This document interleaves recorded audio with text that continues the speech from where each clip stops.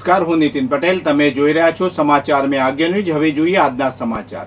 મહેસાણા કોંગ્રેસ દ્વારા હાથમાં ચણાના પેકેટ અને તેલની બોટલ સાથે જિલ્લા કલેક્ટરને આવેદનપત્ર આપવા પહોંચ્યા હતા. કારણ કે મહેસાણા કોંગ્રેસ સમિતિના સભ્યો દ્વારા આક્ષેપ કરવામાં આવ્યા છે કે મહેસાણામાં રહેતી સગર્ભા માતા બહેનોને રાજ્ય સરકાર દ્વારા કુપોષણ દૂર કરવા માટે જરૂરિયાતમંદ સગર્ભા માતાઓને પોષણક્ષમ આહાર મળે તે માટે માતૃશક્તિ યોજના હેઠળ દર મહિને 1 કિલો તેલ, 1 કિલો તુવેર દાળ, 2 કિલો ચણા આપવાની યોજના હોવા છતાં મહેસાણામાં 6 માસથી સગર્ભા માતા બહેનોને આ લાભ મળતો નથી. તેમજ 3 મહિને સગર્ભા મહિલાઓને માત્ર તેલ જ આપવામાં આવતું હોવાના આક્ષેપ કર્યા હતા અને આવેદનપત્ર આપ્યા હતા. સમગ્ર ગુજરાતમાં અને મહેસાણા જિલ્લામાં સગર્ભા માતા મહિલાઓને આવો અન્યાય કેમ થઈ રહ્યો છે? આ યોજનામાં બાળક 2 વર્ષનું થાય ત્યાં સુધી માતાને લાભ આપવામાં આવતો હતો.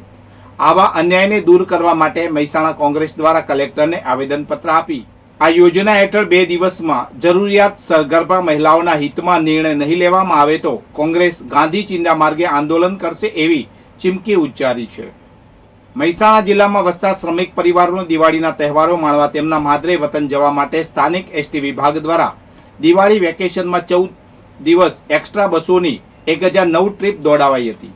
એક્સ્ટ્રા બસો મારફતે આશરે 2.16 લાખ કિલોમીટર અંતર કાપીને કુલ 49,209 મુસાફરોને તેમના માદરે વતન પહોંચાડવામાં આવ્યા હતા. જેના પરિણામે વધારાની બસોના સંચાલનથી વિભાગને કુલ રૂપિયા 66.48 લાખની તોતિંગ આવક થઈ હતી. એટલે કે આ વર્ષે મહેસાણા એસટી ડિવિઝને દિવાળી ફળી હતી. ગત વર્ષની દિવાળીમાં કુલ આવક રૂપિયા 56.19 લાખ થઈ હતી, જ્યારે આ વર્ષે દિવાળી વેકેશનમાં રૂપિયા 19 લાખનો વધારો નોંધાયો હતો. વિસનગર તાલુકાના ભાંડુ ગામમાં બની રહેલા ઓવરબ્રિજની કામગીરી અત્યંત ધીમી ગતિએ ચાલી રહી છે, જેને કારણે સ્થાનિકો અને વાહન ચાલકોને ભારે હાલાકીનો સામનો કરવો પડી રહ્યો છે. આ મામલે ગામના મહિલા સરપંચે નેશનલ હાઈવે ઓથોરિટી ઓફ ઇન્ડિયાને લેખિત રજૂઆત કરીને કામગીરી ઝડપી બનાવવા તાત્કાલિક માંગ કરી હતી. આ ઓવરબ્રિજનું નિર્માણ ભાંડુ ગામમાં ગેટ નંબર 1 અને 2 સુધી અકસ્માતો ટાળવાના હેતુથી શરૂ કરવામાં આવ્યું હતું. જો કે કામગીરી શરૂ થયાના 6 મહિના વીતી ચૂક્યા હોવા છતાં બ્રિજનું કામ અપેક્ષા મુજબ પૂર્ણ થઈ શક્યું નથી અને તે અત્યંત ધીમી ગતિએ ચાલી રહ્યું છે. ત્યારે ગામના મહિલા સરપંચ રિકેશાબેન કલ્પેશભાઈ પટેલે NHAIને પત્ર લખીને બ્રિજની કામગીરી તાત્કાલિક ઝડપી બનાવવા વિનંતી કરી છે. તેમણે ભારપૂર્વક જણાવ્યું કે જો આ ટ્રાફિકના કારણે કોઈ અનિચ્છનીય કે મોટો અકસ્માત સર્જાશે તો તેની સંપૂર્ણ જવાબદારી કામ કરતી એજન્સીની રહેશે. ઊંઝા તાલુકાના દાસજ ગામે શ્રી જ્યોતિ વિદ્યા વિહાર ખાતે 32મો સમૂહ લગ્ન મહોત્સવ યોજાયો હતો. આ પ્રસંગે કુલ 11 નવદંપતીઓને પ્રભુતામાં પગલા પાડ્યા હતા. આ સમૂહ લગ્નોત્સવને મિશન સિંદૂર નામ આપવામાં આવ્યું હતું. શ્રી દાસજ ગામ કડવા પાટીદાર સમૂહ લગ્ન સમિતિ દ્વારા આ 32મા સંસ્કરણનું આયોજન કરવામાં આવ્યું હતું. આ કાર્યક્રમમાં દાતાઓ દ્વારા વરવધુઓને ભેટ સોગાદો આપવામાં આવી હતી. ઊંઝાના ધારાસભ્ય કિરીટ પટેલે દાસજ ગામના સરપંચ રેખાબેન પંચાલ સહિત આમંત્રિત મહેમાનો, દાતાઓ, અગ્રણીઓ અને મોટી સંખ્યામાં લોકો ઉપસ્થિત રહ્યા હતા. સાતલપુર તાલુકાના વારાઈ ખાતે ગૌરવકુમાર અશોકકુમાર સુથારના ઘરમાંથી 3,21,000ના મુદ્દામાલની ચોરી થઈ છે.